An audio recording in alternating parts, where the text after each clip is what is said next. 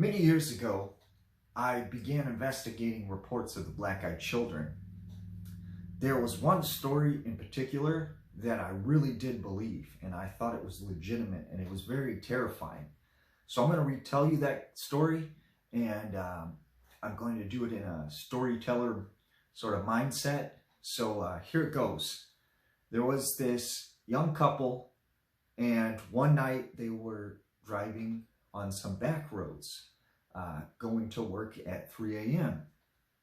And it was a cold night, it was snowing, visibility was low. They couldn't really see anything on the roads because of all the snow. So they were driving to work when all of a sudden their car stalled out and there was nothing around but a bunch of cornfields. So the driver, he managed to coast the vehicle off to the side of the road. And he gets out of the car, opens the opens the hood of the car and starts looking at the engine, trying to figure out what might be wrong. He said all of a sudden he got this feeling like he was being watched, and he felt very uncomfortable. So he turned to his right, and standing there were 3 children between the ages of 11 to 14 or so, he thought. And they were wearing black hoodies, black pants, and they had their hoods up, and he could very vaguely make out their faces, couldn't really see them that well. So these 3 kids are right next to him, and one of them says in a very low but deep voice, "Can you give us a ride?" And he says, "Well, you know, obviously I can't give you guys a ride. I mean, my car's broke down, so I can't help you." And they said, "Well, why don't you go to your car and try and start it, you know?" And he said, "Well, you know, I've tried that. The car won't start.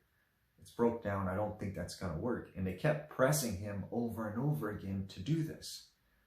So he thought, all right, you know what? I'm going to get in the car because I don't feel comfortable, and I'll give it a try.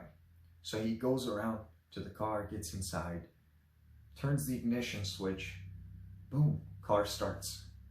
And right as the car started up, he looks over to his left out the window, and there's the kids there, standing right next to the window. So he rolls down the window and he says, "Thank you, the car started."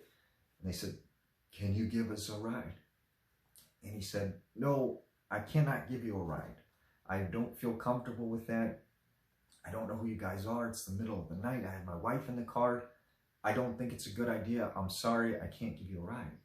And they said, "You have to give us a ride. You have to."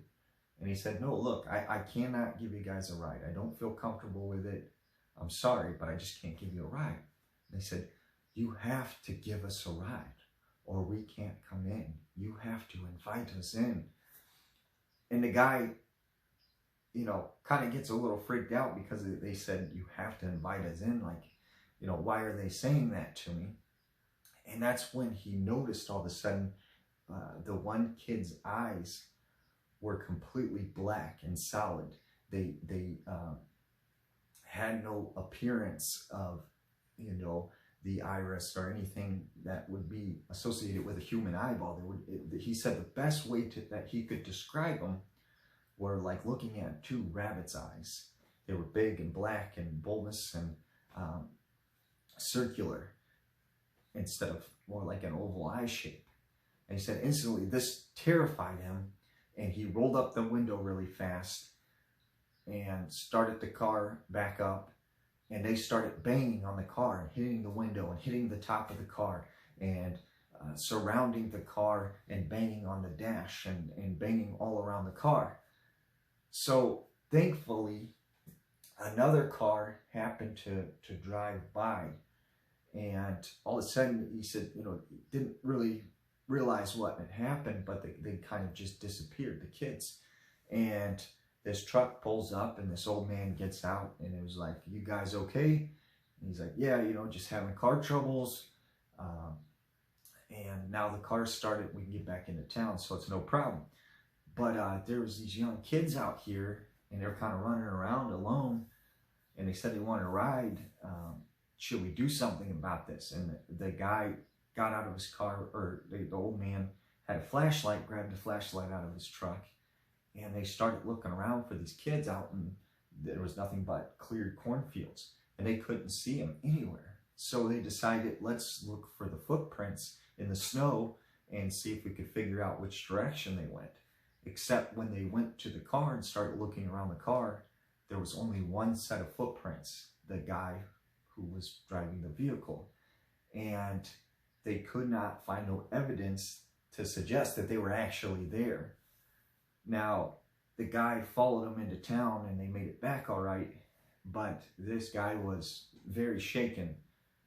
And he said that he couldn't sleep because he kept seeing those eyes. It was like they pierced his soul. And he said he kept seeing those eyes over and over again. And these people seemed very legitimate, very concerned, very terrified. And I thought that that was a legitimate encounter with something, possibly the Black-Eyed Children. And within this time frame, there were several other reports coming about similar occurrences, and people being approached in parking lots or in parks.